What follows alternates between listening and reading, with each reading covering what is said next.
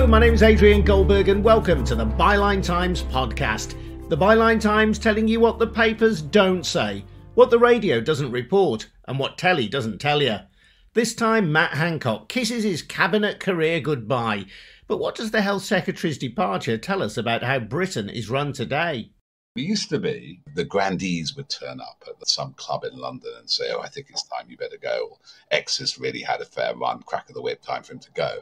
And these sort of, aristocrats of the shires or whatever would decide the fate of a Tory politician who'd erred or done some wrongdoing.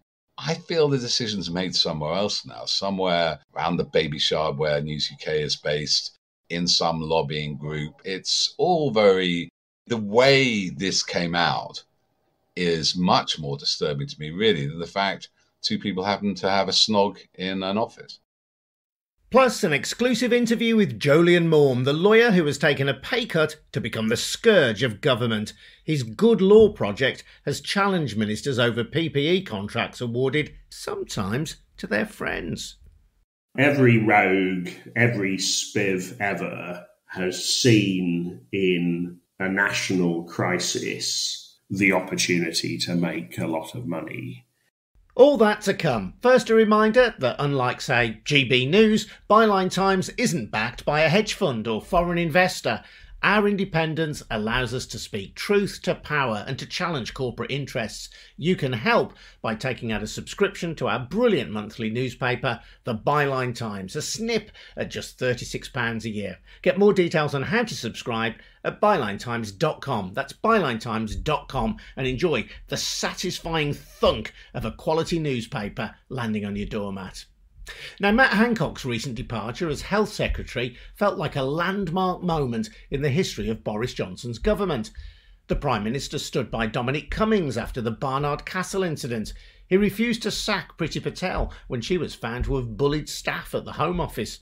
Robert Jenrick kept his position as Housing Secretary after helping a Tory donor save hundreds of millions of pounds in tax. And even the exam grading fiasco couldn't dislodge Gavin Williamson as Education Secretary. Hancock would have remained in office too if Johnson had had his way, despite snogging colleague Gina Coladangelo in the office and thus breaching the social distancing guidelines he had helped draw up. Regardless of what the PM later tried to claim, it was backbench Conservative MPs, not him, who finally persuaded the Health Secretary to go. Byline Times executive editor Peter Jukes has been reflecting on Hancock's final half hour. The reason that Hancock actually turned out to have resigned was about having an affair with somebody he worked with, right, who was taken on business trips, was given a role in the Department of Health. I think Boris Johnson is in a tricky situation with this, because if anybody remembers the Jennifer Arcuri saga, which apparently they had a relationship over many years, and she was taken on business trips when he was mayor of London, given grants. So both on, if you like, the moral, personal level, and I think, private lives are private and people have complicated relationships and sexuality, but the sense of, loyalty to your partner, both have issues. But in the public interest, both have issues because that crossing over into their business life, and not their business life, their taxpayer-funded business life, because, effectively, we paid Matt Hancock's partner as we paid for Jennifer Arcuri. So there's, on that personal level, he is somewhat on a sticky wicket. And if you remember back, according to Dominic Cummings, when he was previously number 10 advisors, he keeps on leaking out these text messages. Prime Minister thought his health secretary was effing hopeless back a year ago. And it is, I suppose, extraordinary for all of us, and a sort of a horrible flashback to the 90s. Here we go. Personal sleaze, titillating scandal. He leaves because of that, not because all the failures of the coronavirus response. Can't even list the, deceptions over data, the sharing of data with private companies, the failures of so many of the medical programs under his control, with the exception of the vaccine, which has been successful. So I just think we can see why Boris Johnson didn't want to sack him, because he'd have to sack himself. So you notice too, if you have a habit of misleading the public. And I think there's quite a well-documented account, particularly by Peter Oborne, and a video, Peter Saranovich, you can find it on Twitter.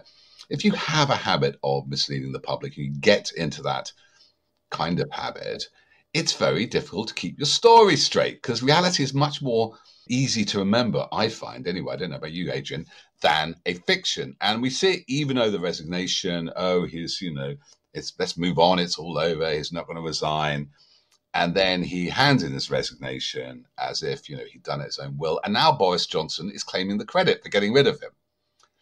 That is a sign, the creakiness around this government and their lack of openness with the public. And I think personally, and I go back to that famous video during the 2019 election campaign, where confronted by a reporter in a hospital of a video or a picture of a boy stuck on the floor in A&E, he said, you just ignored it. And then he stole or took away the reporter's camera. And the reporter said, you put your camera in your pocket. Oh, have I? Here it is back. His will to power, his will to see the things, he wants to see them, is like, I don't mean this personally. I have no personal animosity to Boris Johnson. I met him once very briefly. It's like a 6-year-old child who goes, if I hide my eyes, nobody can see me. I feel that there's something ingrained in the 6-year-old in Boris Johnson. And yet again, the whole inevitable sacking of Hancock in some ways, or we'll talk about how inevitable, what the media role in it was. The Boris Johnson is just immured in his own version of events, and they don't tally up with everybody else's. No, well, let's talk about the media. Certainly the BBC was all over the Hancock story, and ministers were grilled quite properly about the whole story. And that contrasted with a story that we've covered previously on the podcast, which was the update, as it were, of the Jennifer Arcuri story that you've mentioned. Jennifer Arcuri, as you say, had this long-standing relationship with Boris Johnson. There was the possibility, anyway, that she might have benefited in some way commercially from that there was a possible conflict of interest, although she has always denied that.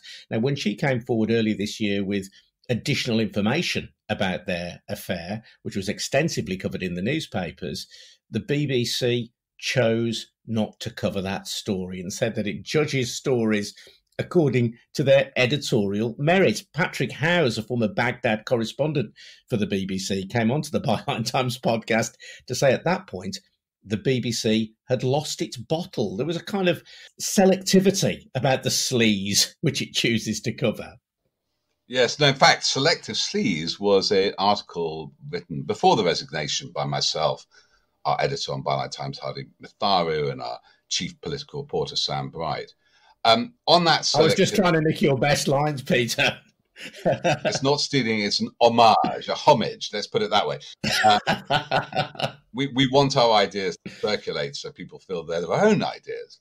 Yeah, there is the BBC, obviously, is in a tricky position, though. It's interesting how it did cover this. It was given permission to cover this. And we all know about the BBC. It's not brilliant at breaking stories, and it kind of relies on somebody like the Telegraph, to break MPs' expenses in a way that generally a newspaper will break things first and the BBC will cover them. And for some reason, most of the newspapers were not interested in the Jennifer Arcuri affair. Why? Because they want to keep Boris Johnson in place for whatever reason. The fact he used to work for the Telegraph, the fact the Mail likes his Brexit stance, the fact that the Sun and Rupert Murdoch's Times are very close to Michael Gove. Maybe that has something to do with what we see on the front pages and therefore what the BBC will follow. So it begs the question to me, Adrian, I don't know if you agree, why now with Matt Hancock? Why this thing? Let alone how on earth a camera happened to be placed in some sort of, was it at a fire alarm or something, on a ceiling in a government ministry, and they wait either 6 weeks for this to get out to the press. I presume, I don't know, that somebody's paid a lot of money for it. Maybe that took time. Or have been in court where it's been described. This came out in The Sun. And The Sun famously, maybe not have it anymore, but used to have a 7-foot high safe, as one of its correspondents said in a in a Kingston court during those phone hacking trials, a 7-foot-high safe filled with compromat, eye-popping material on public figures, which reputedly, and I think it's a bit mythical, this Black Museum, they call it in the Sun, could be wheeled out at opportune moments to target a politician or celebrity. Even the threat of that, and there's a very funny incident in Michael Wolff's book on Rupert Murdoch, where Rupert Murdoch says to him, they're talking about a politician, he goes, we got a photograph of him. Now, Wolff's assumption is he probably didn't, but he says that all the time, and people might think he does have a photograph of me.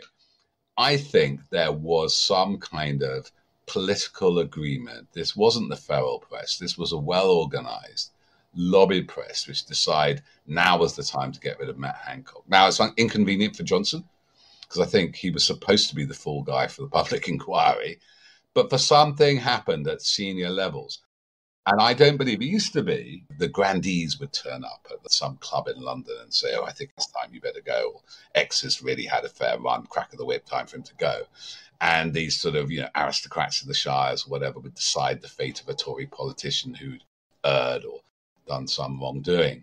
I feel the decision's made somewhere else now, somewhere around the baby shower where News UK is based, in some lobbying group. It's all very... The way this came out is much more disturbing to me, really, than the fact two people happen to have a snog in an office. Well, my take on this is that Dominic Cummings, of course, had outed in these parliamentary hearings, hadn't he, the low opinion that Boris Johnson had of Matt Hancock, Hopeless Hancock, as he was dubbed in the aftermath of those parliamentary hearings. Now, the US alt-right, the Trumpian right in the United States, has fostered this idea of the deep state, the idea that there is real power in the country invested beyond the control of politicians.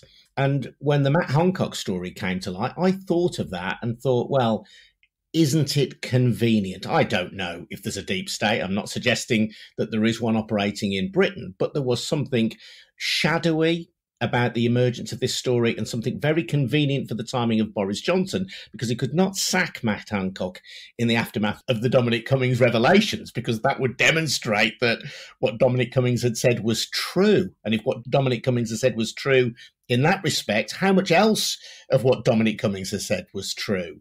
However, this story conveniently emerges and Hancock can go, there we go, bye-bye, Mr. Hancock. Yeah, it's a very smart analysis. I hadn't thought about it that way. I mean, yeah, Cummings' testimony, he definitely sharpened the assassin's knife, but who wielded it? It was a double-edged blade, to follow my metaphor here, because while he's very dismissive of Hancock, Cummings also very, very dismissive of Boris Johnson, who he now calls the trolley, i.e. a shopping trolley, veering from aisle to aisle. The deep state thing is concerning, and there are evidence of factions going back to the 60s in the security services, sometimes working with tabloids, and because there's not one deep state. The deep state is our constitution, which is a bit rickety at the moment, but there are definitely certain forces within it, certain elites, as we saw during Brexit, vying for power over each other. There's a Brexit elite, there's a Westminster metropolitan liberal bubble, and there's a Westminster metropolitan illiberal bubble. And the illiberal bubble has sort of won with things like GB News, well, at least for the time being. The funny thing about this, I don't think it works anymore, Adrian. It used to be, and we know now it's through phone hacking and blagging, and it was the determined concerto of stories by Rupert Murdoch to target John Major's government.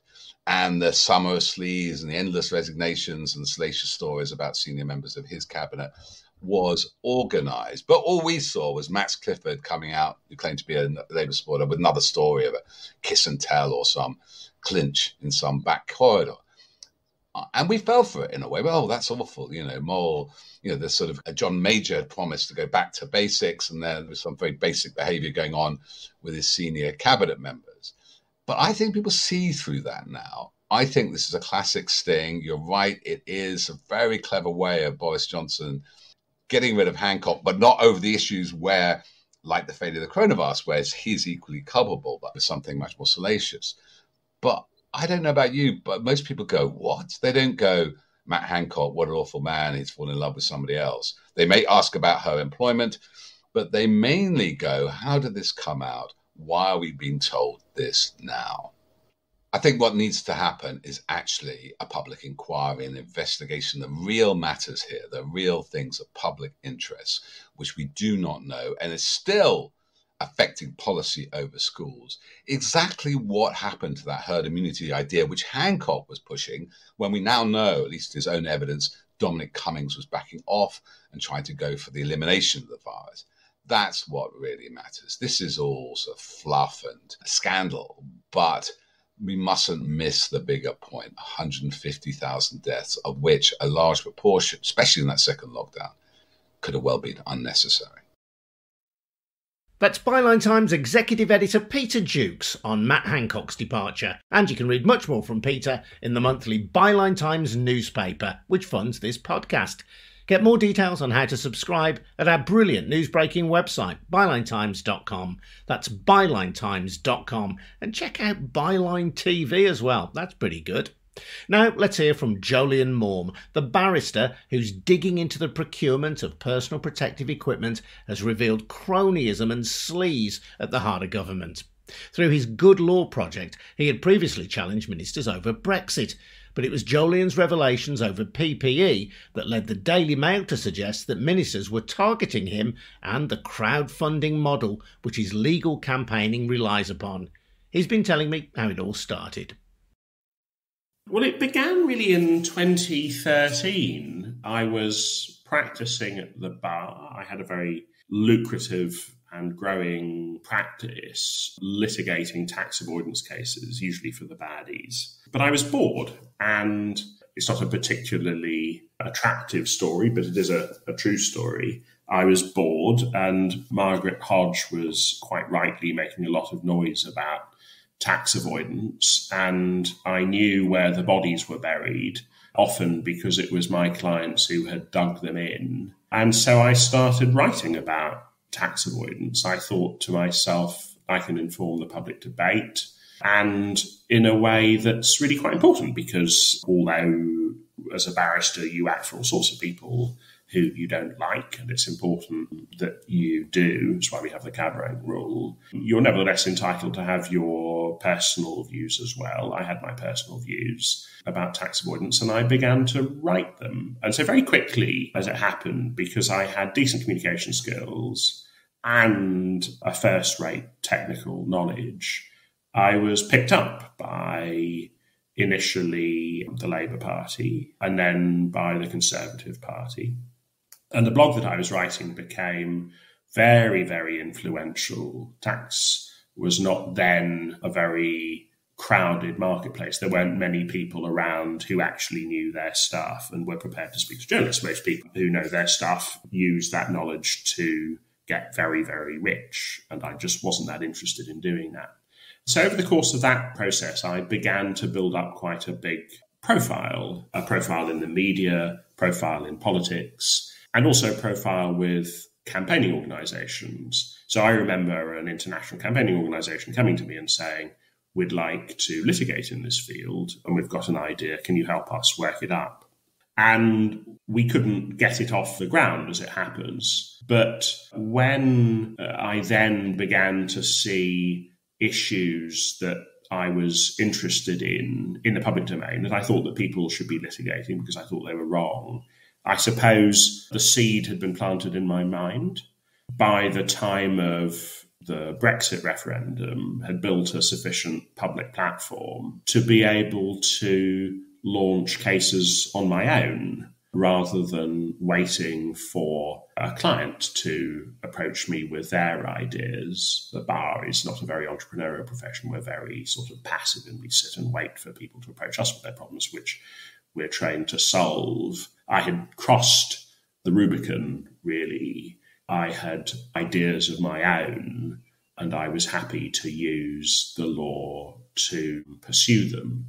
It was a gradual process. During the course of the Brexit years, I brought a number of successful challenges that grew my public profile. And during the course of that process, Good Law Project emerged. So I was given a relatively small sum of money, £10,000, by a man called Rupert Evans, who's still on the board of Good Law Project. He said, I want you to use this money to amplify your voice. There's no strings.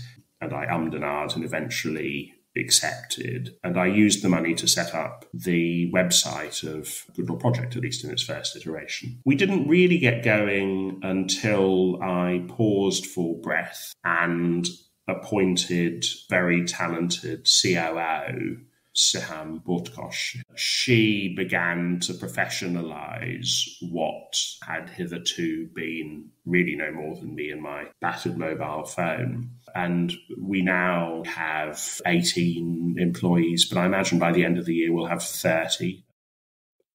So the Good Law Project is fundamentally your job now, seeking to gain redress for ordinary citizens against government using legal processes. That's right. It's a full-time job. It's more than a full-time job, indeed. I work much harder, doing much more difficult work for much less money running Good Law Project than at the bar. I mean, it was a funny month back in February because in that month, Good Law Project had 2 judicial reviews, both of which we now know we've won. And I argued 2 tax cases. And each of those cases paid a sum that dwarfed my annual salary for Good Law Project. And more than that, they were much easier. So arguing tax cases felt a bit like doing a Sudoku on the train on the way home. You know, it's a sort of intellectual puzzle to be solved, not this sort of all-consuming, slippery octopus that represents litigating against a profoundly sleazy, dishonest, law-breaking government. You reference the taxi rank principle, whereby lawyers will have to take the next case that is up, whether or not they personally agree with it. But did you have a guilty conscience about representing big companies who were seeking to avoid tax? I didn't actually do much work with companies. It was mostly individuals. I don't think I had a guilty conscience, no. I mean, the cab rank rule is an important principle. If barristers take a view about who is entitled and who is not entitled to legal representation, then the rule of law begins to collapse because those who are accused by the state of wrongdoing lack the ability to defend themselves. So no, I didn't have a guilty conscience, but I did know that it wasn't what I was put on this earth to do. The work that I now do, I find immensely more fulfilling. It makes me much happier, despite the fact that I work much harder and get paid much less. You talked about the current sleazy government, as you describe it. When did you first become conscious that PPE contracts, for example, were not being issued in accordance with traditional procurement principles? Every rogue, every spiv ever has seen in a national crisis the opportunity to make a lot of money. So there was nothing new about how government tendered for PPE, the sorts of people that it put in the VIP lane, we believe for self-interested reasons on occasion. There's nothing new about the enormously wealthy seeing in this human tragedy an opportunity to make vast sums of money. We saw the evidence of it, I suppose, in about June, when we knew really very little about what was happening. But what we could see was pretty alarming. You know, there was this confectionery wholesaler in Northern Ireland that had won £108 million of PPE contracts. There was a small pest control specialist in Littlehampton that had won, initially we were told £108 million, then we were told £36 million, and it now emerges about £350 million of PPE contracts. And there was Ianda, a company owned by a not widely liked businessman through a hedge fund in Mauritius, a sort of particularly grim tax haven, that won a £252 million PPE contract for face masks that are not usable in the NHS. And, what we smelt then smelt bad enough for us to ask procurement lawyers to look at it for us. And as we have learned more and more, the story has got uglier and uglier. The smell has become all-pervading. And I think it is the sort of defining feature of this government for me is its sleaze, its contempt for principles that served the United Kingdom for many centuries, principles around self-restraint, around a kind of cultural adherence to good governance, around the notion of the value, the public interest in proper scrutiny, the value in the public continues to trust government, continues to trust the state, continues to believe that the state is acting in the public interest. A sort of self-regulation of the powerful, which is the only way a country without a proper constitutional framework can function. And it was your work, wasn't it, which uncovered the existence of the VIP lane, this idea that if you were recommended by a cabinet minister, by an MP or by a peer, you had a fast track to the front of the queue to supply the government with PPE. That's right. We were leaked documents that showed the existence of a VIP lane. Those are government's letters, not mine.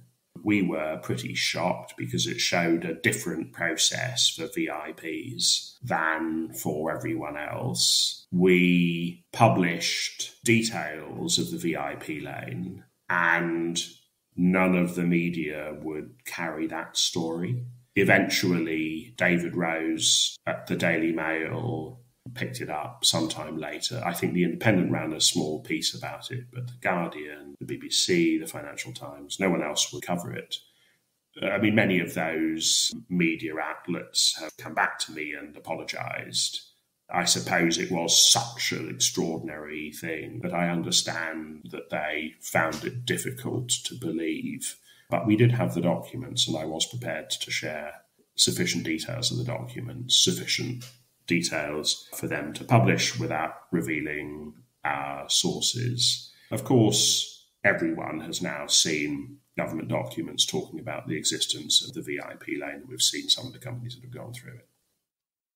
So many of these stories have been picked up by Sam Bright at Byline Times, and Sam has done his own original digging as a journalist as well. And it strikes me it's a curious feature of much of your dogged investigative work that it's the kind of research that traditionally would have been carried out by journalists, and yet journalists in mainstream outlets have very often ignored what you've done. We get a reasonable amount of pickup from the mainstream press usually. I think that the nervousness, the lack of courage, let me put it accurately, that characterise the response to our VIP lane revelations is a really regrettable feature of the media landscape more generally. I mean, it's a slightly more complex picture, I think, than your question suggests. One of the reasons we succeed where the Fourth Estate, generally speaking, does not is because government ignores its obligations under the Freedom of Information Act, FOIA, which is an important route for the delivery of stories into the public domain via leading media outlets. And if government ignores the FOIA regime, then it gives an advantage to those like us who are litigating and who can force transparency with a sort of sharper-edged mechanic of litigation than media outlets that are forced to rely on the sort of blunt mechanic of FOIA. But there is more than that. We have a better mechanic, and that explains in part our successes. But there is a lack of courage, a really profound lack of courage, a profoundly damaging lack of courage, actually, on the part of many organisations, many media outlets, even those that I like, and a really dynamic political environment with a government that has proven time and again that it will behave very badly indeed, dishonestly, institutionally. For media outlets to lack courage, I think, is a pretty damning indictment. It means that they cannot do the very important job that society allocates them. One final thought, aside from the specifics of PPE that we have discussed, you tweet frequently about what you describe as pork barrel politics. That's a phrase borrowed from the United States, but essentially about politicians seeking to buy votes through indirect means by promising investment into local areas if only voters would vote for their particular party. And that's part of this culture of sleaze that you've identified around government at the moment. That's right. So what you do is you say to voters, if you elect me, I will secure that public money flows into projects that will benefit you. So you're basically using public money to buy votes. Pork barrel politics is a phrase from the US. We have never seen it, or at least not in modern times in the UK. But it's pretty clear to me, certainly if you look at who is getting all of the money, that, and you look at indeed at the messaging from Conservative Party MPs and would-be MPs, that the public is being told, if you want investment in your local area, you need to vote Conservative. If you don't vote Conservative, there won't be any investment. And we believe that that's unlawful, and we've brought judicial review proceedings to challenge it. Jolyon Maugham, and there's a link to the Good Law Project on our podcast hosting page. I'm Adrian Goldberg, and you've been listening to the Byline Times podcast. You can read more like this in the Byline Times newspaper, so don't forget to subscribe. More details at bylinetimes.com. That's bylinetimes.com. See you next week.